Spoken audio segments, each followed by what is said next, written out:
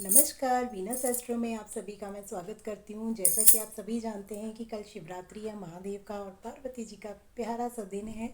और आज के दिन हम भोलेनाथ की पूजा करते हैं, शिवलिंग पे जल का अभिषेक करते हैं।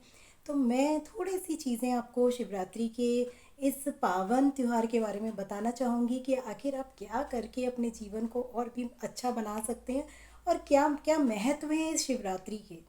तो वैसे तो आधे से ज़्यादा लोग इस चीज़ को जानते ही होंगे, परंतु मैं अपने शब्दों में कुछ तो बयान करना चाहूँगी आप सभी के सामने। जो नहीं करते वो उस चीज़ को करके देखिए और अपना के देखिए कि कितना अच्छा प्रभाव पड़ता है। आप सभी ने सुना होगा कि शिवरात्रि के दिन बेर का बहुत महत्व है। आखिर क्यों ये बेर शिवरात्रि या शिवलिंग पे हम शिवरात्रि के दिन ही चढ़ाते हैं और इनसे क्या लाभ होता है। तो आज मैं आपके सामने इस बेर का महत्व ही लेकर आई हूँ।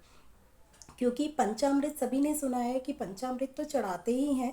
उस पंचामृत में सारे ग्रह विद्यमान हो जाते हैं, क्योंकि हर हर किसी चीज़ का जो पंचामृत हम चढ़ा रहे हैं उसमें कहीं ना कहीं हर ग्रह का प्रभाव आपके ऊपर पड़ता है।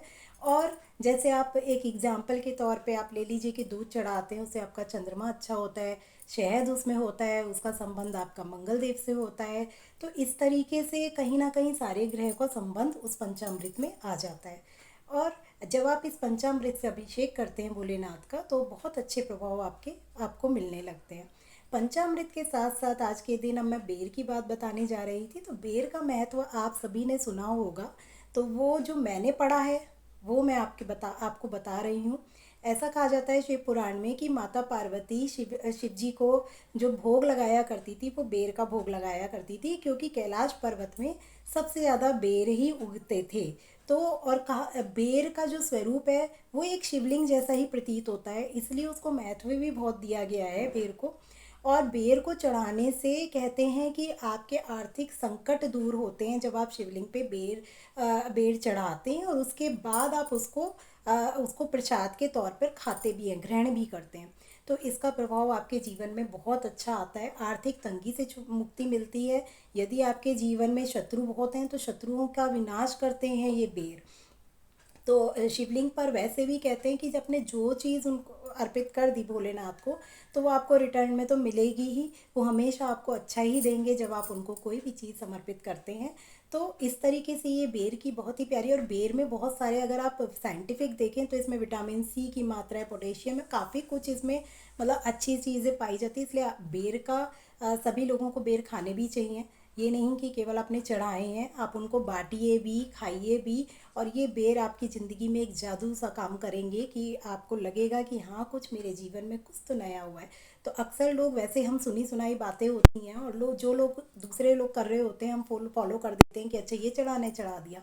पहले मुझे भी इसका महत्व नहीं पता था, परंतु जब मैंने मतलब सोचा कि आखिर हम बेर क्यों चढ़ाते हैं, तब मैंने इसको सीखना मतलब जानने की कोशिश की आखिर बेर हम चढ़ा क्यों रहे हैं शिवलिंग पे। तो मैंने उसका काफ़ी रिसर्च की, पढ़ने की कोशिश की, समझने की कोशिश की, क्योंकि मुझे लगता है अगर कोई भी चीज़ हम भोलेनाथ को अर्पित कर रहे हैं और कोई चीज़ के लिए मनाई है, तो वो क्यों मनाई है और क्यों अर्पित कर रहे हैं वो चीज़ें एटलीस्ट हमें पता तो होनी चाहिए।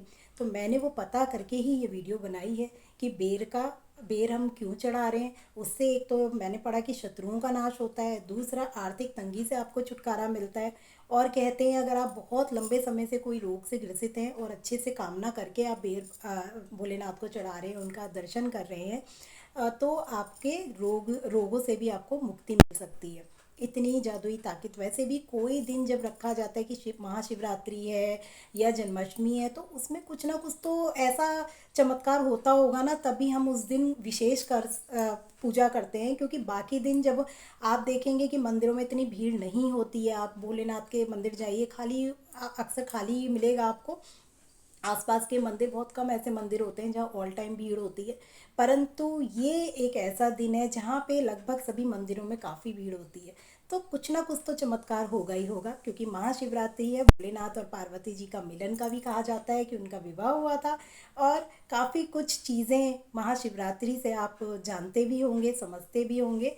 तो ज़रूर आप लोग भी रुद्राभिषेक कीजिए, जो रुद्राभिषेक कर सकते हैं वो रुद्राभिषेक कीजिए। और आज के दिन ओम नमः शिवाय 108 बार जरूर मंत्र का जाप कीजिए। और मैं इसी के साथ मैं आप सभी के लिए मंगल कामना यही करती हूँ कि भोलेनाथ सभी के जीवन में अच्छा समय लेकर आएँ, और जो भी आपके जीवन में तंगियाँ चल रही हैं उनको आपके जीवन से दूर करें। और सबसे बढ़िया चीज़ जो मैं समझती हूँ वो ये रुद्राक्ष है। मैंने तो रुद्राक्ष धारण किया। मैं आप सभी से ये बोलती हूँ कि ये रुद्राक्ष जो स्वयं शिव जी का कहा जाता है कि शिव जी के जब नेत्रों से अश्रु बहे थे, तो जगह जगह जहाँ भी वो उनके अश्रु बहे वहाँ पर ये रुद्राक्ष पेड़ उग गए और रुद्राक्ष रुद्राक्ष बन गया। तो ये स्वयं श्री भोलेनाथ का आशीर्वाद है। यदि आप अपनी कुंडली को दिखाकर रुद्राक्ष धारण करते हैं तो जीवन में काफ़ी कुछ आपके बहुत अच्छा होने लग जाएगा, क्योंकि रुद्राक्ष एक ऐसी चीज़ है कि जिसे आप अच्छे तरीके से आप अभिमंत्रित करके इसको अपने गले में धारण करेंगे, आपको मन में इतनी शांति महसूस होगी और गलत कार्यों से आप दूर रहने की आपको शक्ति देगा। यदि आप अपने जीवन में कोई भी गलत काम कर रहे हैं तो आपको ये रुद्राक्ष वो भी शक्ति देगा कि आपको नहीं करना। क्योंकि रुद्राक्ष के लिए कहा भी जाता है कि आपको इसके कुछ तो छोटे नियम है जिनको आपको फॉलो करना चाहिए। और यदि आप फॉलो नहीं कर रहे हैं और फिर इस रुद्राक्ष को धारण कर रखा है, तब तो मैं कहूँगी कि आप थोड़ा सा गलत कर रहे हैं रुद्राक्ष के साथ और स्वयं अपने साथ भी। तो रुद्राक्ष धारण करने से पहले उसके थोड़े से नियम जरूर जान लीजिए। बहुत छोटे छोटे से नियम हैं इसके, और उसके बाद ही आप रुद्राक्ष को धारण कीजिए और अपने लाइफ के चमत्कारों को खुद आमंत्रित कीजिए।